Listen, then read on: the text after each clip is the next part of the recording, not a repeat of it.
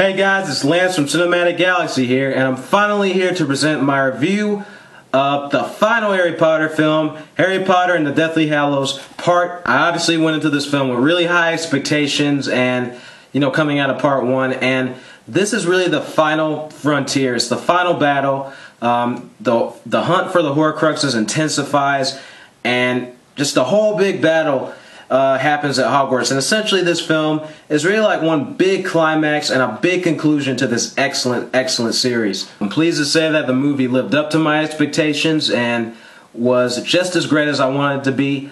Wow, it was just such a great way to end this series. Now, Alexander Desplat's score in this film is excellent. I mean, I love the score for Part 1, and he follows up with Part 2 with an equally great score. And I think all the composers for the Harry Potter films offered something great to the series, but, Desplat is probably my second favorite right after John Williams. I just really think he perfectly captures the tone of this film. A lot of emotional themes, a lot of exciting themes for battle, and he does a great job, and he really kind of gives this film a war movie feel. I've seen the film twice now, and I can honestly say that it's not just and I felt the same way about Part 1. They're not just great Harry Potter films.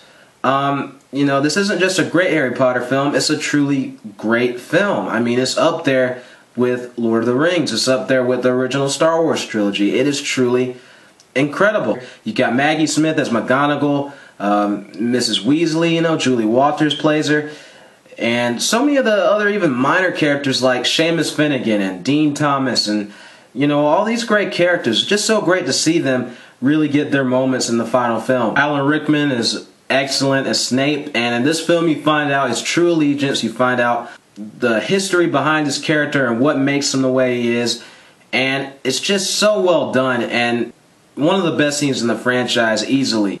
Emma Watson and Rupert Grint, of course, do a great job, and you finally see the characters hook up in this film. And I'm a guy, but I'll admit I was waiting for it just as much as all the other girls were, and it was just so satisfying to finally see them hook up. And honestly, Rupert Grint and Emma Watson really are believable as a couple. They were really convincing in this film, and it makes me wonder why they don't go out in real life. But the most impressive here for me, personally, was Daniel Radcliffe. And I mean, again, the guy, I've always loved him as Harry, but he's gotten better progressively each time, and this is truly, I know I said Order of the Phoenix before, but this is truly his most memorable performance of the entire series. He has to show such a wide range of emotions in this film, and he just does so perfectly. I mean, the guy, when he knows he's about to die, his expression is just so perfect. His acting is so subtle, but it's so great. Also really love Neville's speech later that he gives when it appears that Voldemort is won. And I'm going to go ahead and say this. When Harry gets up, when he gets up and shows that he's alive, that's easily one of the most triumphant moments in film history for me. Honestly, I was thinking Indiana Jones throughout that whole scene. It was just so heroic and so incredibly awesome, and it made me proud to be a Harry Potter fan. Seriously, when Harry gets up, this is me. I'm just sitting there. In my head, I'm going, dun da da dun da da da dun da da dun da da dun da da da. I'm really sorry I had to put you guys through that, but I just couldn't resist. I had to do it. Now, perhaps what I love the most about this film is the fact that there's such a sense of finality to it, and the main reason for that is the character that we followed throughout this whole series, Harry Potter. You just see that he's truly a man in this film, and he's willing to destroy Voldemort at all costs in this movie, and you just see that he's not scared of him anymore. In the first film, he was a scared little kid. I mean, he was brave, but he was still scared. In the fourth film, when Voldemort returned to power, he was frightened out of his wits, but he was still brave. But in this film, not only is he being brave, but he's not scared anymore. He's not scared at all. He sees Voldemort for the scum that he is, and he's just going all out. It's all or nothing. And I love that. And actually, one of the scenes during the battle that some people say is stupid, I personally love, and it's the scene where Harry, where he's talking to Voldemort, and basically he tells him, "Come on, Tom, let's finish this the way we started it." together. And he grabs him and leaps off of the side of the tower, and you know, it's just great. I personally really love that moment. And I thought, again, that a lot of the liberties in this film made sense. I wasn't really bothered by any of them, and the final battle was one of them.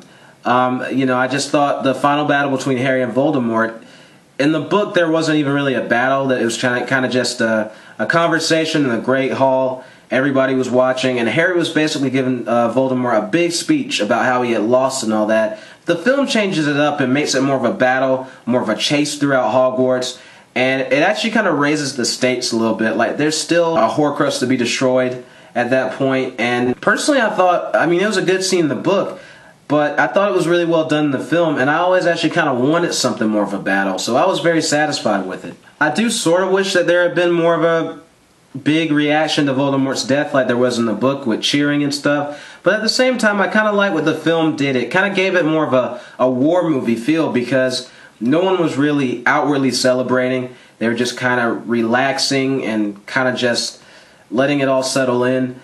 And they had also lost so many loved ones and so many friends, so I could understand. I thought it was kind of realistic how it didn't really show them cheering all over the place, so it doesn't really bother me that much. Now, this review would be incomplete if I did not talk about Neville Longbottom, played by Matthew Lewis. And like I said in my previous one of my previous reviews, Neville Longbottom has been one of my favorite characters since the fifth Harry Potter book. And you know, I was always so anxious to not only see what would happen to him, but once I learned what would happen to him, I couldn't wait to see how they would translate that to film. And the screenwriters, the actor, everybody just does it justice. And Neville, he really shines in this movie. If anything, this is Neville's movie. And he does such a great job, Matthew Lewis does. And again, I just love that character so much. And I can kind of relate to him in a lot of ways. And it's just so satisfying seeing him, seeing how he transforms from the first few films to here. And I'd also like to touch on the epilogue, which I'll admit I'm not a fan of in the books. I thought it translated very, very well to film. I thought it was a really well done scene.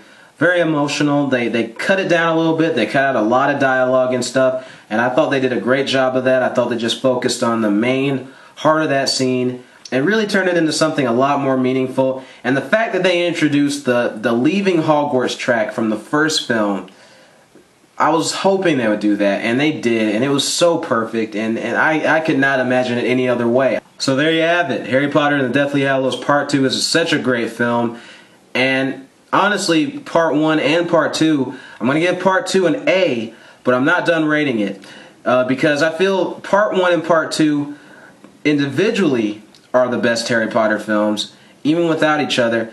But then, when you put them together in one movie and consider it one movie like I do, I know I said I wasn't going to give A+, but I changed my mind because there are some movies that really deserve an A+, and Harry Potter and the Deathly Hallows, the whole thing, gets an A+ for me.